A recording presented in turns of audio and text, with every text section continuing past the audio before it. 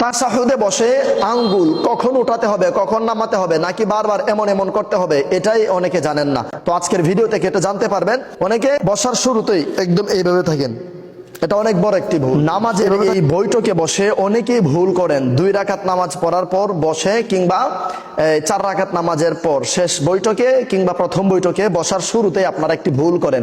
অনেকেই কিন্তু এই যে সিজদার পর কিংবা উঠা থেকে বসার পর 2 সিজদা দিয়ে এই যে এইভাবে রাখে, অথচ আল্লাহর রাসূল সাল্লাল্লাহু আলাইহি ওয়াসাল্লাম এইভাবে রাখতে সম্পূর্ণ নিষেধ করেছেন। হাত দুইটা এইভাবে রাখবেন না, এইভাবে রাখাটা সম্পূর্ণ ভুল। তাহলে সঠিকটা কি? আমরা যখন নামাজে বসবো, এই যে গুরুত্বপূর্ণ একটি বিষয়, এটা আমাদের আঙ্গুলের মাথাগুলো এবং হাঁটুর মাথাগুলো যেন এক সমান থাকে। এই যে দেখুন, এক সমান থাকে, এই যে এইভাবে। আবার অনেকে আবার এই যে এভাবে রাখেন, এভাবেও না, একদম সবগুলো আঙ্গুল একদম জোড়া জোরে রেখে এভাবে রাখবেন। এটা হচ্ছে সহি এবং সঠিক। একদম এভাবে রাখবেন, স্ট্রং রাখবেন। এভাবেও না, এভাবেও না, একদম সোজা বরাবর রাখবেন।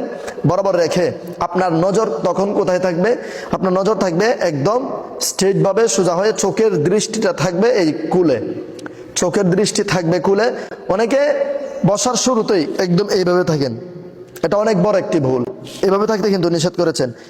একদম মাথা এবং বডি একদম কিবলার দিকে একদম স্ট্রং থাকবে।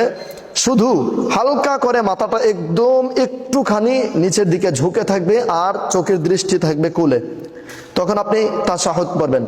তাশাহুদে বসে আঙ্গুল কখন উঠাতে হবে, কখন নামাতে হবে, নাকি বারবার এমন এমন করতে হবে, এটাই অনেকে জানেন না।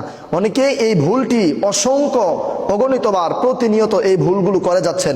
এর সঠিক নিয়মটাই জানেন না, কখন উঠাতে হবে আর কখন নামাতে হবে, আর কখন এটা কোন কারণেই কিংবা কোন সময় এটা উঠাতে হবে, এটা অনেকে জানেন না। তো আজকের ভিডিও থেকে এটা জানতে পারবেন। সঠিকটা হচ্ছে আপনি কখনোই এমন এমন করবেন না, এটা ভুল।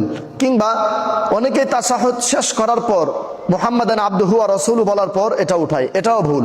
তাহলে সঠিকটা হচ্ছে যখন আপনি তাশাহুদ পড়তে গিয়ে আশহাদু আল্লাহ বলবেন, আশহাদু আল্লা ইলাহা ইল্লাল্লাহ বলার সময় নামাবেন, আশহাদু আল্লাহ বলার সময় উঠাবেন, আর ইল্লাল্লাহ বলার সময় নামাবেন। যেমন আশহাদু আল্লা ইলাহা ইল্লাল্লাহু ওয়া আশহাদু আন্না মুহাম্মাদান আবদুহু ওয়া রাসূলুহু।